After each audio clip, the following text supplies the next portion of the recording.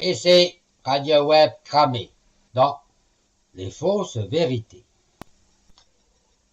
C'est la fin de la saison touristique, l'heure d'en faire une critique qui, comme tous les ans, satisfasse notre égocentrisme.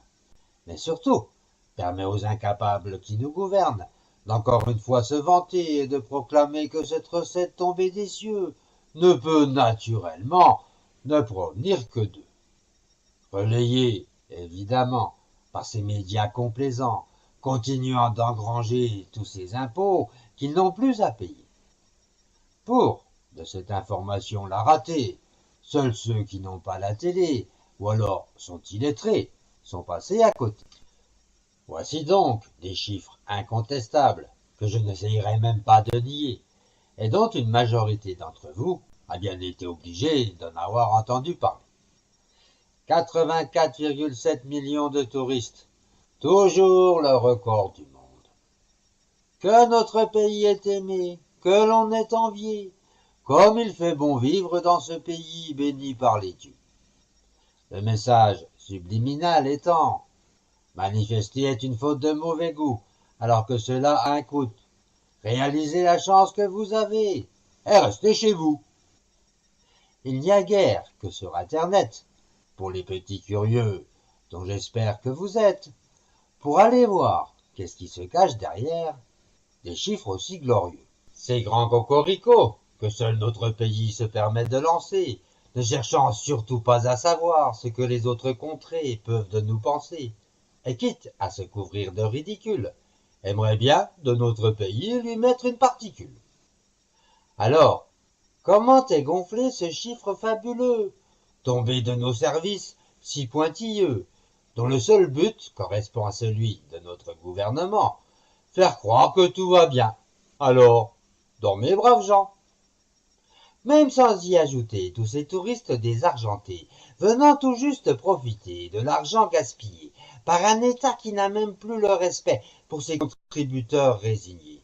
Ne parlons, pour l'instant, que de braves touristes avec papier dûment certifiés et portefeuilles gonflés de devises étrangères autorisées, contribuant à renflouer le chiffre d'affaires de commerçants, qui s'en font de suite piquer la moitié par cet État sans scrupules, mais avec toujours cette noble excuse.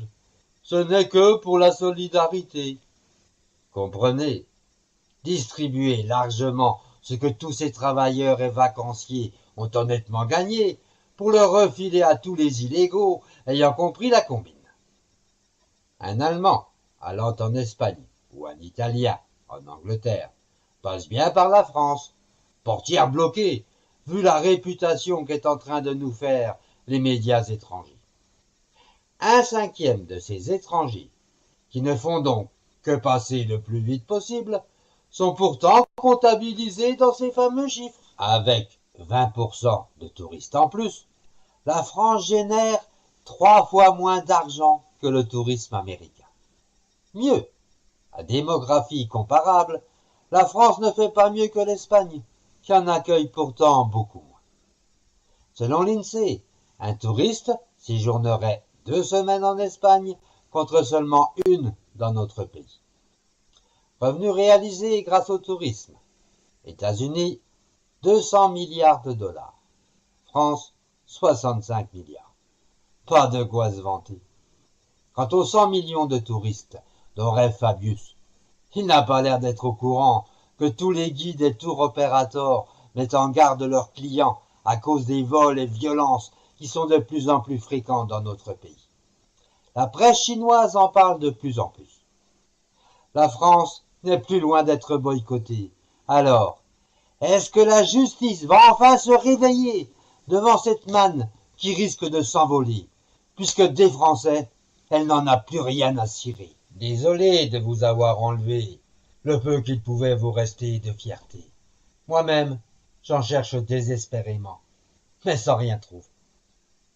Voilà comment on peut, sur des chiffres certifiés, dire des mensonges qui ressemblent pourtant à la vérité.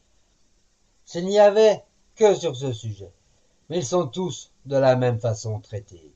Émigration, chômage, violence, avancée de l'islam, état de nos entreprises, jugement des autres pays, économie, dette.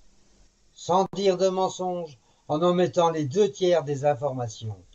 Voilà comment cette presse subventionnée fait le jeu des autorités.